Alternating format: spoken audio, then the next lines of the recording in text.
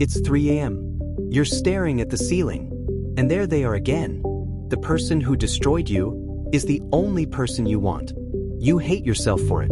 You've tried everything to stop, but your heart doesn't care about logic. It doesn't care about the pain. It just aches. Here's the terrifying truth nobody tells you. Your brain is working against you. And until you understand why, you'll stay trapped in this cycle. What I'm about to reveal will finally explain the war happening inside your mind. Close your eyes for a second and tell me if this sounds familiar. 6 months ago, they looked you in the eyes and said they needed to leave. Maybe they found someone else. Maybe they said you weren't enough. Maybe they just disappeared. You remember the exact moment your world stopped spinning. The days after were a blur of tears and empty rooms. You couldn't eat, couldn't sleep. Your chest felt like it was caving in. Friends kept saying you'll get over it, while you wondered if you'd ever breathe normally again. So you did what you were supposed to do. You deleted some photos, started going out, tried to move on. Some days were almost okay. You'd laugh at something and forget for just a moment. But then, a smell, a song, a random Tuesday that feels exactly like the Tuesday you met them. And suddenly, you're drowning again. The worst part? It's been months, and you're still checking if they've watched your stories. Still sleeping on your side of the bed. Still having full conversations with them in your head. Everyone around you has moved on from your breakup, except you. And here's what makes you feel crazy. You don't even miss the real them. You miss the person who made you cry, who let you down, who chose to leave. You look in the mirror and whisper, "What's wrong with me?" But what if I told you, there's nothing wrong with you at all? What if this pain has a purpose? A scientific explanation that will change everything? Let me show you what's really happening. Your brain is keeping you hostage, and it has very specific reasons why. The invisible chains of attachment. Right now, inside your mind, there's an ancient system that's been with humans for millions of years. It's called the attachment system, and it doesn't care if someone is good for you. It only cares about one thing: survival. When you fell in love with your ex, something profound happened in your brain. Neurons that fire together, wire together. Every conversation, every touch, every shared moment created intricate pathways in your neural network. Your brain literally restructured itself to include them. They weren't just a person in your life. They became part of your operating system. Your brain categorized them as home, as safety, as essential to survival. So when they left, your brain didn't register it as a breakup. It registered it as a threat to your existence. That's why it hurts to breathe. That's why your body feels physically ill. Your brain is sending distress signals as if you're in actual danger. Because to your nervous system, you are. The addiction nobody talks about. Now, let me tell you something that might shock you. Love activates the same brain regions as cocaine. I'm not being dramatic. Scientific studies using brain scans have proven this. When you were with your ex, every kiss, every text, every moment of validation triggered a release of dopamine in your brain's reward center. The same center that lights up in drug addicts. Your brain got high on them. And now, you're in withdrawal. This is why you can know they're bad for you and still crave them. An addict knows the drug is destroying them, but the craving doesn't care about consequences. It only wants the next hit. You're not weak for missing them. Your brain chemistry is literally screaming for the substance it's been cut off from. The darker truth, trauma bonding. But for some of you, there's something even more sinister at play. If your relationship was a cycle of pain and pleasure, hurt and healing, chaos and calm, your brain may have formed what psychologists call a trauma bond. Let me explain how this trap works. They hurt you deeply. You felt devastated, but broken. Then, just when you were ready to give up, they came back. They apologized. They made you feel seen, special. And in that moment, the relief was intoxicating. Here's what your brain learned.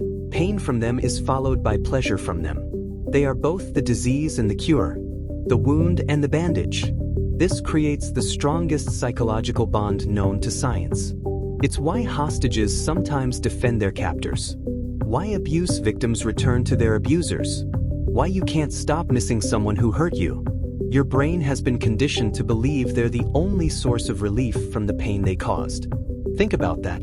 They broke you, and your brain still believes they're the only one who can fix you. Your memory is betraying you. Here's another cruel trick your mind is playing. Right now, when you think about your ex, what do you see? The good times, right? The laughter, the intimacy, the moments that made you feel alive. But what about the fights? The lies? The nights you cried yourself to sleep? The times they made you feel small? Your brain is hiding those from you. It's called rosy retrospection. Your memory is romanticizing the past, filtering out the painful parts and creating a highlight reel that never existed. You're not missing the real relationship. You're missing a fantasy version your brain has constructed to cope with loss. The person you're crying over at 3 a.m.? They're not real. They're a ghost your mind created. The phantom limb of love. Scientists who study amputation victims discovered something fascinating. After losing a limb, patients often feel pain in the missing body part. It's called phantom limb syndrome. The limb is gone, but the brain still sends signals to it, still feels it there. This is exactly what's happening with your ex. They're gone from your life, but your brain hasn't caught up yet. It's still sending emotional signals to a person who isn't there anymore. Still reaching for connection that doesn't exist. You feel them everywhere because your brain hasn't accepted the amputation yet. Let me show you the patterns. See if you recognize yourself. Sign 1. You're a detective of their digital life. You know their posting schedule. You notice when they're online. You analyze their captions like they're coded messages meant just for you. You tell yourself it's harmless. Just curiosity. But you're spending hours scrolling through pixels, searching for proof that you still matter to someone who left. This is your brain desperately seeking any crumb of connection, even if it destroys you. Sign 2. You've built a shrine in your mind. They're the main character of your thoughts. The voice you hear when you achieve something. The opinion that still matters most. You imagine conversations with them. Practice what you'd say if they came back. Rehearse the forgiveness you'd offer or the anger you'd unleash. They've become more present in your mind now than they were when you were together. Sign 3. You sabotage someone amazing shows interest in you, and you find reasons why it won't work. They text differently. They laugh differently. They're not them. But here's the truth you're avoiding. Nobody will ever be them. And that's actually the point. You're not protecting yourself from new heartbreak. You're protecting the fantasy of your ex. Sign 4. You're frozen in the what-if prison. What if I had fought harder? What if I had been different? What if I get one more chance? You've replayed the relationship 1,000 times, editing different endings. Trying to solve a puzzle that was missing pieces from the start. Meanwhile, your real life is passing you by while you live in hypothetical ones. Sign 5. You make yourself smaller. You don't post certain things because they might see it. You avoid places they might be.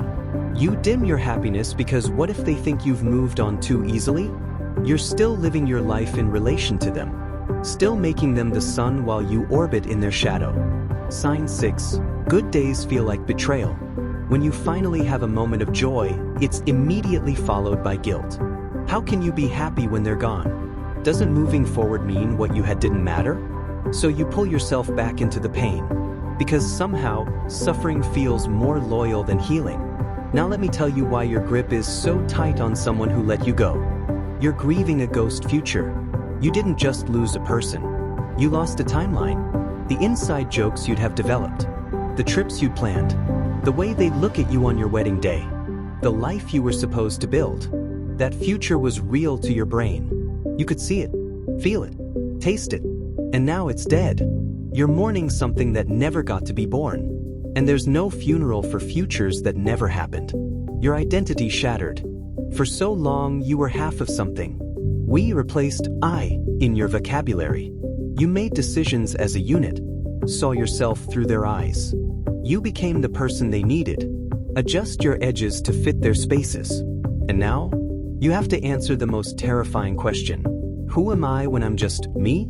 That question is scarier than the heartbreak.